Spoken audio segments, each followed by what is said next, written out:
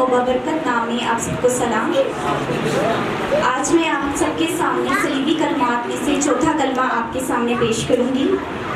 मत्ती की अंजील 27 बाब और उसकी 42 आयत से तलावत करूंगी। और दोपहर से लेकर तीसरे पहर तक तमाम मुल्क में अंधेरा छा रहा और तीसरे पहर के करीब यस्सु ने बड़ी आवाज से चलाकर कहा, एली एली लमा शबक्तनी, यानी ऐ मेरे खुदा तूने मुझे क्यों छोड़ दिया। मेरे अजीजों, ये कलमा कफारा का कलमा है और आप जानते हैं कि कफारा एक वो अमल है जो एक मरकजी हैसियत रखता है, क्योंकि बाइबल मुकद्दस में एक मरकजी किरदार यीशु मसीह हमें नजर आता है और उसी ने इस कफारे को पूरा किया। क्योंकि ये अचानक नहीं था कि यीशु को कफारे के लिए पेश कर दिया गया, या ऐसा नहीं था कि ज़रूरत पड़ी तो खुदावंद ने यीशु मसीह को कुर्बान होने के लिए पेश कर दिया गया, बल्कि बाइबल मुकद्दस हमें बताती है कि ये खुदा का एक मास्टर मंसूबा था, ये उसका एक कामिल मंसूबा था जो इस इब्नाए आलम से पेशतर तश्कील दिया गया। ये पहले से सब कुछ तहरीर शुदा था, कोई भी अचानक या इंसिडेंट नहीं हुआ, बल्कि खुदावंद यीशु मसीह की पैदाइश से लेकर उसकी मसलूबियत के जी उठने तक सब कुछ बाइबल मुकद्दस में तहरीर शुदा था। ये जो अल्फाज मत्ती रसूल की मार्फत लिखे हुए हैं कि एली एली लमा शबक्तनी, यानी ऐ मेरे खुदा तूने मुझे क्यों छोड़ दिया। मेरे अजीजों, वो सारे गुनाह जो दुनिया के थे उस पर ला देंगे। बाइबल में लिखा है कि दोपहर से लेकर तीसरे पहर तक पूरी दुनिया यानी होल लैंड पर तारीकी छा गई, और जैसे ही तारीकी छा गई तो मसीह ने बड़े बुलंद आवाज से चलाकर कहा, ऐ मेरे खुदा तूने मुझे क्यों छोड़ दिया। मत्ती रसूल फरमाते हैं कि वो लोग जो पास खड़े थे उन्होंने समझा शायद एलिया को पुकारता है। हो सकता है कि एली एली लमा शबक्तनी के अल्फाज वो जब एलिया उसे बचाने आए। यहाँ पर बात याद रखनी चाहिए कि हज़रत मूसा नबियों में बुजुर्ग तरीन नबी थे, क्योंकि शरीयत खुदावंद उनकी वस्ताहत से दुनिया में आई, लेकिन एलिया का रुतबा इब्ने आय में सबसे बड़ा है। हालांकि वो हज़रत मूसा के हम पल ना थे, फिर भी इब्ने आय में आला मुकाम रखते थे। इसीलिए कहे हरमून के वाक़या में हम मूसा और एलिया को खुदावंद यीशु की सोबत बैठे देखते हैं और उन दोनों के नामों का जिक्र आता है। यूहन्ना बपतिस्मा देने वाले के बारे में लिखा है कि वो उनमें सबसे बड़ा और अजीम औरतों से पैदा हुए। मसीह खुदावंद का जोर से पुकारना दुख के इजहार को हमारे सामने लाता है कि तूने मुझे क्यों छोड़ दिया। हम ज़बूर 22 में अगर पढ़ें तो वहाँ पे रवायत है कि यहूदी लोग जब भी किसी वीरान या सुनसान जगहों में से गुजरते थे तो ज़बूर का वर्द किया करते थे, ऐ मेरे खुदा तूने मुझे क्यों छोड़ दिया। तू मेरी मदद और मेरे नालो फरियाद से क्यों दूर रहता है। ऐ मेरे खुदा, मैं दिन को पुकारता हूँ पर तू जवाब नहीं देता और रात को भी खामोश रहता है। यहाँ पर आज यीशु मसीह के भी यही अल्फाज थे जब उनकी हालत मौत की वादी में से गुजर रहे थे, तो उनकी जुबान से भी यही अल्फाज निकले, ऐ मेरे खुदा तूने मुझे क्यों छोड़ दिया। जब इंसान दुख और परेशानी में होता है तो फिर वो क्यों यानी सवालिया हालत में पाया जाता है। अय्यूब नबी ने भी कुछ यूं ही फरमाया कि मैं अपनी माँ ही के रहम में क्यों ना मर गया। यर्मिया का रोना भी इसी किस्म का था। वो हैरत बख्शी दलेरी के साथ खुदावंद को क्यों कर पुकारता है। जब बनी इसराइल बियाबान में खाने पीने से मुतल्लिक चीखो पुकार करने लगे और मिस्र के लोग गोश्त को याद करते, तो मूसा ने भी इसी ज़मन में यूं फरमाया।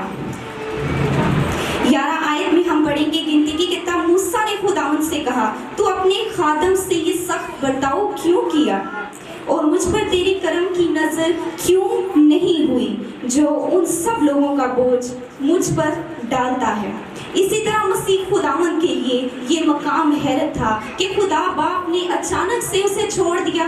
یہ پکار دکھ کی پکار تھی، تکلیف میں چھوڑے جانے کی پکار تھی، اکیلے رہ جانے کی پکار تھی، کیونکہ تو نے مجھے چھوڑ دیا۔ حسرت و یاس کی تصویر ہے یہ کلمہ گتسمنی کی تشریح کرتا ہے۔ خداوند یسوع مسیح کو گتسمنی باغ میں انتہائی کرب کی حالت میں دعا کرتے، ان کے دعائیہ الفاظ تھے کہ ہو سکے تو یہ پیالہ مجھ سے ٹل جائے، بلکہ میری نہیں تیری مرضی پوری ہو۔ مسیح خداوند آج وہ برہ ہے جو قربانیوں کا اصل ہے، اور ضروری ہے کہ وہ گناہوں کے تمام بوجھ کو اٹھائے، اور جو اس پر لادا گیا یہ موت کا پیالہ خدا کے قہر اور غضب کا پیالہ تھا، کرواہٹ کا یہ عالم کہ اس کا ٹلنا ناممکن و محال تھا۔ خدا کی مرضی مقدم تھی، اس کا پورا ہونا ضروری تھا۔ اس پیالے کا پیا جانا اس برے کے لیے ضروری تھا، تبھی اس کی قربانی اپنی کامیت کو پہنچی۔ اگر وہ اس پیالے کو نہ پیے تو موت مسلسل بنیے انسان پر منڈلاتی رہتی۔ اب موت کا غضب ٹل گیا ہے اور راہ نجات سامنے دکھائی دینے لگا ہے۔ یہ کلمہ خدا کی پاکیزگی اور عدل کا آئینہ دار تھا۔ اس کلمے کی بنیادی بات یہ ہے کہ خداوند نے مسیح یعنی برے کو چھوڑ دیا، اور چھوڑا بھی اس وقت جب بڑی اذیت ناک حالت میں تھا۔ مسیح خداوند کے دکھ کی تصویر یسایہ نبی نے 53 باب میں کچھ یوں کی ہے۔ کلام مقدس میں لکھا ہے کہ وہ آدیوں میں حقیر و مردود، مرد غمناک اور رنج کا آشنا تھا، لوگ اس سے گویا روپوش تھے، اس کی تحقیر کی گئی اور ہم نے اس کی کوئی قدر نہ جانی، تو بھی اس نے ہماری مشقتیں اٹھا لی اور ہمارے غموں کو برداشت کیا، پر ہم نے اسے خدا کا کوٹا، مارا کوٹا اور ستایا ہوا سمجھا۔ اس کلمے کی بنیادی بات یہ ہے کہ یسوع مسیح ہمارا برہ بن گیا۔ پطرس رسول نے فرمایا ہمارے خلاصی فانی چیزیں یعنی سونے چاندی سے نہیں بلکہ ایک بے عیب بے داغ برے کے خون سے ہوئی ہے۔ مسیح خداوند بے داغ اور بے عیب برہ ہے، تو خدا نے بھی اسے پورے انصاف کے ساتھ چھوڑ دیا تاکہ وہ برہ جو جہان کے گناہ اٹھانے کے لیے آج قربان تھا اچھی طرح قربان ہو، انصاف کے تقاضے پورے ہوں اور پوری اور افضل قربانی دی جائے، اور اسی طرح پورے جہان اور فانی انسان کے گناہ دھل جائیں۔ وہ چھوڑا گیا تاکہ ہم نہ چھوڑے جائیں۔ ضروری تھا کہ وہ آج چھوڑ دیا جائے اور خداوند کا غضب نہ خدا بن کر پورا انصاف کرے، پوری قربانی قبول کرے، اور مسیح خداوند کو اس کرب اور تکلیف کی حالت میں چھوڑ دے۔ اس کا چھوڑے جانا اور مار کھانا آج ہمارے لیے شفا بن گیا۔ مسیح خداوند نے اب تک بہت دکھ سہا، مگر خداوند کا اسے چھوڑ دینا کئی صلیبیوں سے بڑا دکھ تھا۔ خدا ابھی تک اس کے لیے بہت بڑا سہارا تھا، مگر اب جب خداوند نے اسے چھوڑ دیا تو یہ بات کھل کر سامنے آئی کہ اس نے انصاف کے تقاضے کو پوری طرح راستی سے اور ایک انصاف کی قربانی تک انصاف کے تقاضے ادھورے نہ رہ جائیں۔ ایک مصنف کا انصاف اس سے بڑھ کر اور کیا ہو سکتا ہے کہ اس نے اپنے بیٹے کے لیے بھی وہی سزا تجویز کی ہے اور اسی طرح انصاف کیا جیسے وہ عام انسان کے لیے کرتا ہے۔ آج انصاف کے تقاضے پورے ہو گئے، مسیح کو چھوڑ دیا گیا۔ وہ قربانی جس کا دینا مسیح خداوند کو ضروری تھا وہ انصاف کے ترازو میں کسی طور بھی پورے کم نکلے۔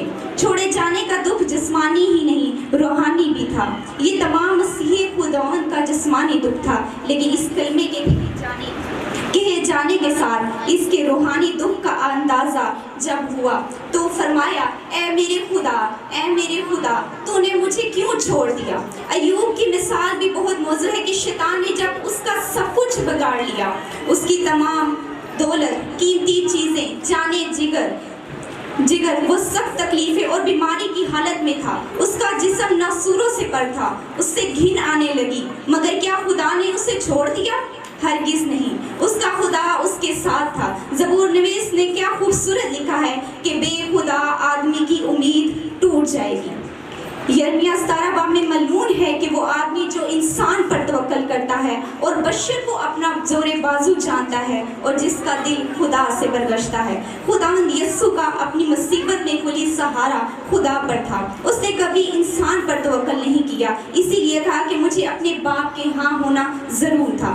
خدا سے علیحدہ ہونے کا دکھ ایک ایسا دکھ تھا جس کا اندازہ شاید فانی انسان کے بس میں نہیں. خداوند یسوع کے لیے خدا سے چھوڑا جانا ایک جسمانی دکھ تھا، مگر اس سے کہیں بڑھ کر ایک روحانی دکھ تھا. اسی لیے فرمایا، اے میرے خدا، اے میرے خدا، تو نے مجھے کیوں چھوڑ دیا؟ یسوع مسیح نے صلیب پر ہمارے لیے کفارہ دے دیا. اسی لیے میرے عزیزوں، یہ کفارہ جو خداوند یسوع مسیح نے ہمارے لیے دیا، آج ہمیں پریشان ہونے کی ضرورت نہیں، آج ہمیں گھبرانے کی ضرورت نہیں، ماتم کرنے کی ضرورت نہیں. یسوع مسیح کے دنوں کو یاد کرنے کی ضرورت ہے جو یسوع مسیح نے ہمارے لیے کفارہ دیا. اس کو دکھ میں گزارنے کی نہیں بلکہ اس کی شکر گزاری کرنے کی ضرورت ہے. اس عظیم ہستی نے ہمارے لیے کفارہ ادا کیا. آج ہم یہاں بیٹھے ہیں، اگر وہ کفارہ ادا نہ کرتا تو آج ہم یہاں پر موجود نہ ہوتے. اگر وہ کفارہ ادا نہ کرتا تو آج ہم آزادی کے ساتھ اس کی بندگی اور پرستش نہیں کرتے، بلکہ اس کی پرستش کے لائق ہے، وہ اسی بندگی کے لائق ہے. ہم پر فرض ہے کہ ہم اس کی بندگی اور پرستش کریں. خدا آپ سب کو اس کلام کے وسیلہ سے برکت دے.